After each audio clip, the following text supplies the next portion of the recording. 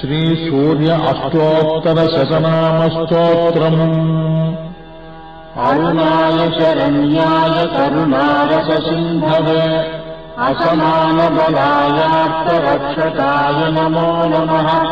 आदित्यायादिभूताय अखिलागमवेदिने अच्युतायाखिलज्ञाय अनन्ताय नमो नमः। ईनाय विश्वरूपाय युज्यायेन्द्राय भानवे इन्दिरामन्दिराप्ताय वन्दनीयाय ते नमः।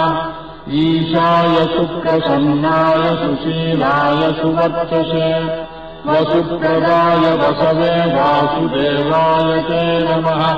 उज्ज्वलायोग्यरूपाय ऊर्ध्वजाय विवस्वते उद्यत्किरणजालाय ऋषिकेशाय ते नमः।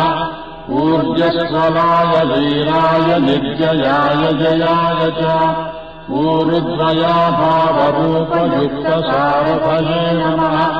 ऋषिवन्द्याय रुद्धन्त्रे वृक्षचक्रचराय च ऋजुस्वभावचित्ताय नित्यस्तुत्याय ते नमः।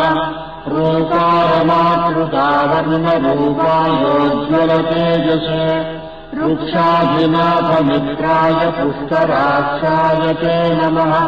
लुप्तदन्ताय शान्ताय कान्तिदाय घनाय च कनत्कनकभूषाय खद्योताय नमो नमः।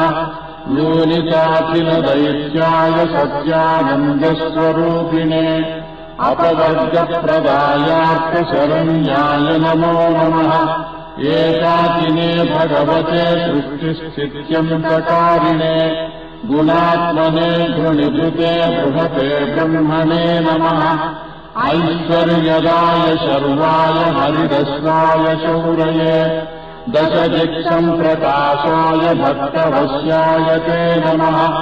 ओजस्तराय जयिने जगदानन्दहेतवे जन्ममृत्युजराव्याधिवर्जिताय नमो नमः।